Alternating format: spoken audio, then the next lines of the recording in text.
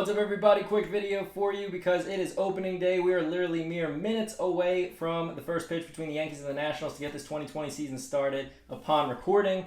And after months of the owners and the players not being able to come together to agree on a schedule, they waited till the last day to decide, hey, why not let's make one big giant change and expand the playoffs to 16 teams. Now, more information is still probably coming out upon recording, but I will give you what I know so far. According to Jeff Passan, the way that they are going to be seeded 1 through 8, the division winners will get the 1 through 3 seeds based on record. The second place teams from each division will get the 4th, 5th, and 6th seeds, and then the next two best records will get numbers 7 and 8. So with that, that means that a team with a lower seed, like a 7th or 8th seed, could have a better record than the team that they play, because just because you win the division, if you're in a bad division, then you could have less wins than a team that finishes third in a better division. So that'll make for some interesting cases for sure. Players and owners came together and agreed to this because financially, monetarily, it makes sense for both groups. For the owners, they're going to have more TV revenue because there's going to be more games on TV. More owners have a chance at making playoff revenues and playoff shares. And then the players were promised a fair share of the revenue this season. Without fans, it was going to be harder to pay them if they make it to the playoffs. Now they are going to get at least $50 million from what I've read so far. So players are going to get more money if they make the playoffs. Owners are going to make more money because of more TV revenue. So everybody wins financially speaking.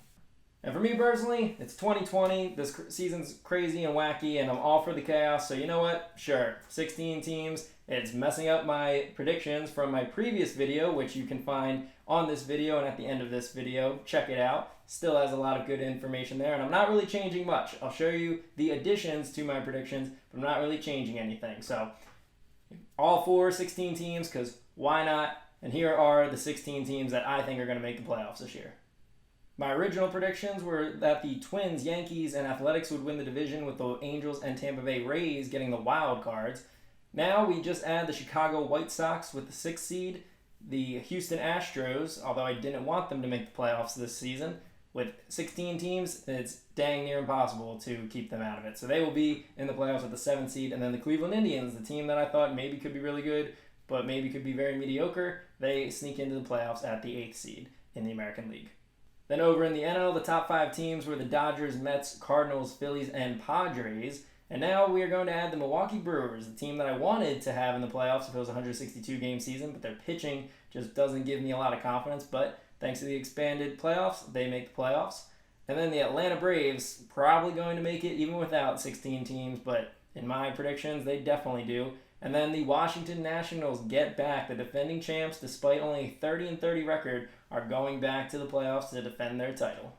Now, even though there are going to be more playoff teams and a lot more possibilities, a lot more chaos can happen, I think I'm going to still stick with my predictions. You can check it out in the last video. Spoiler alert, ultimately I have the Dodgers winning it all. But you can see how I have it played out from the divisional series on, who I think is going to play who's going to win, if you check out that video. The extra playoff teams are not going to change the overall outcome, but it certainly is going to make for a much more fun journey. Lastly, from what I've heard so far, the first round is going to be a best-of-3 series, and then after that, it'll be just like the playoffs we all know and love. 5-game series, 7-game series for the championship, and then a 7-game series for the World Series. So, thank you, MLB and Players Association, for causing a lot of havoc minutes before the first pitch of the 2020 season, but we got the video in. We have my teams going to the playoffs. And one final side note, for all of you guys out there who do know me, Philadelphia Phillies are my favorite team. I try to be as unbiased as I can when I'm making all these predictions and whatnot. But if they can't beat 7 teams in the National League, especially when some of those teams include the Marlins, Pirates, and Giants, who are going to be the bottom 3 teams no matter how you slice and dice it, if they can't be a playoff team this year, then you know what?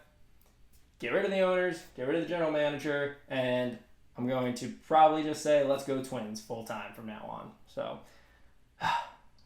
this is going to be a fun season. Thanks for tuning in. Super Mario music, play me out.